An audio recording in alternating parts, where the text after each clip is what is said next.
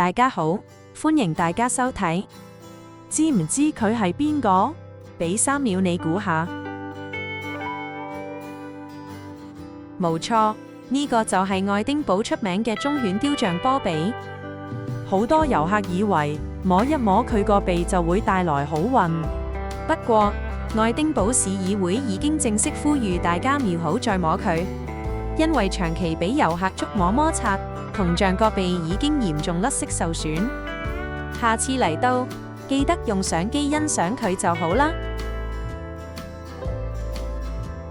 波比佢位於蘇格蘭國立博物館對面，可以睇返我哋另一條有關博物館嘅影片。雕像附近有好多以波比為主題嘅商鋪，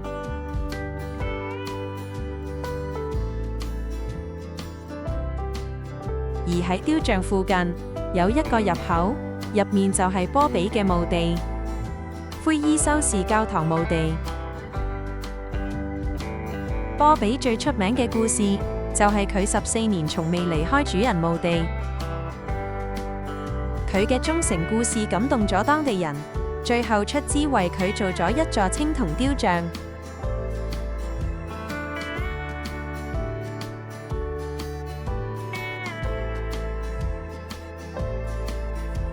墓地內亦有展板，詳細介紹波比嘅故事。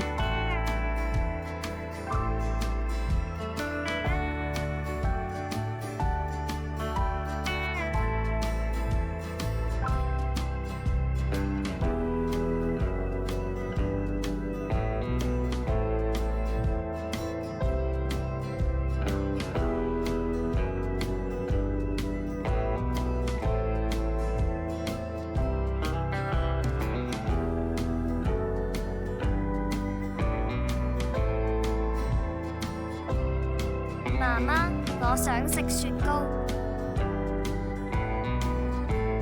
呢間意大利雪糕店喺愛丁堡非常出名，家姐每次都一定買嚟食。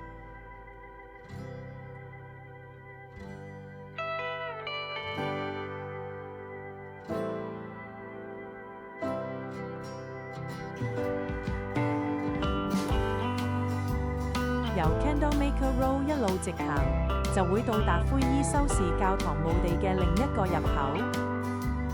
呢度同哈利波特嘅創作有密切關係。作者 J.K. 羅琳創作哈利波特嗰陣，曾經喺呢度嘅墓碑名稱之中，得到好多角色名字嘅靈感。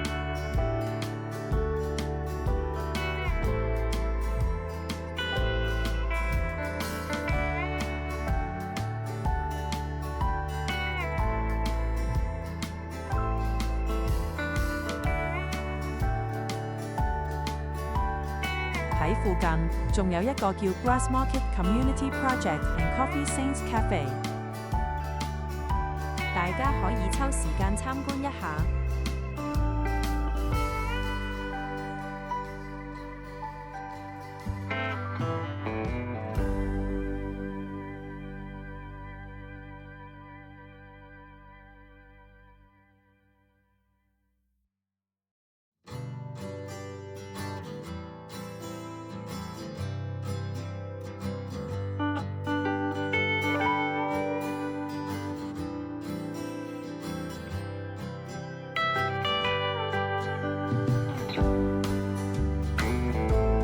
再向前行，就係愛丁堡另外2個好出名嘅景點